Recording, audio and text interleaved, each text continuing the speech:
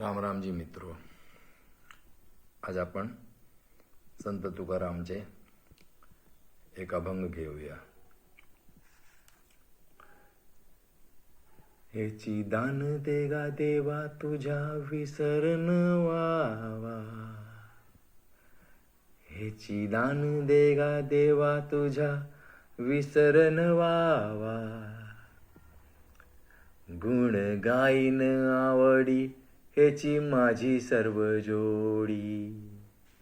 गुण गाईन आवडी हेची माझी सर्व जोडी. न लागे मुक्ती धन संपदा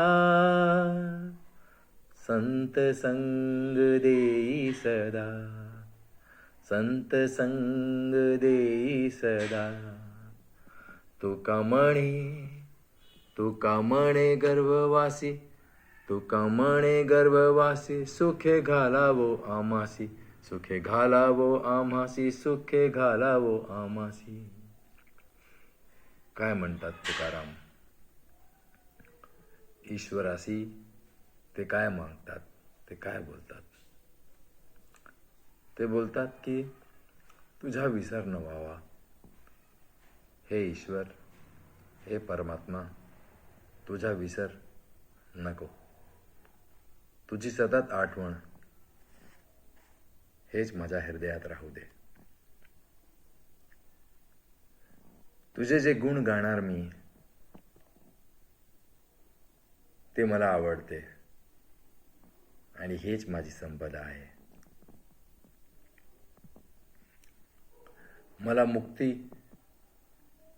धन संपदा नको आहे. फक्त संत संग आहे. संत संग दे. मला संत संग पाहिजे.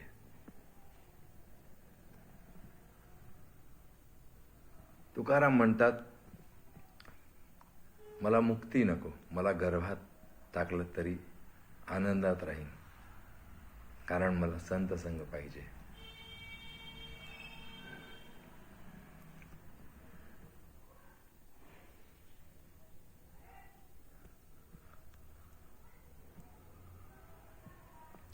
संत तुकाराम सारखे जे भक्त असतात ते फार कमी असतात. संत तुकाराम बद्दलची अशी कहाणी आहे की त्यांची जी बायको होती ती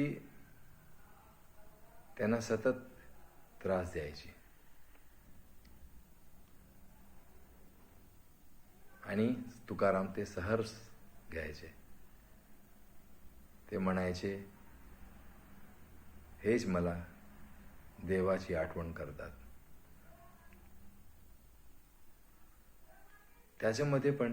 तिच्यामध्ये पण त्यांना देव दिसायचा. म्हणून संत तुकारामचे जे अभंग आहेत ते सर्व प्रसिद्ध आहेत.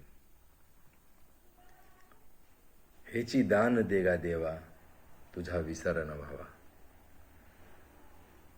ते देवाशी काय मागतात? एकच गोष्ट म्हणतात, तुझा विसर न व्हावा. तुझा विसर न व्हावा.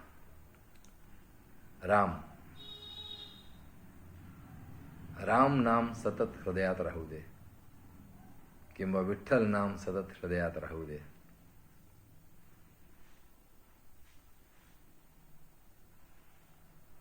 बहुतेक ठिकाणी लोक जय रामजी की म्हणतात. जय रामजी की म्हणजे काय असतं? की म्हणजे चावी असतं.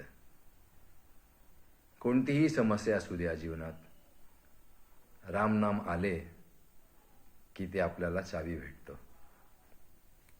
प्रत्येक समस्या राम नाम घेतला की ते सुटून जाते. राम नामचा असं महत्व आहे. तसेच विठ्ठल नामाचा महत्व आहे.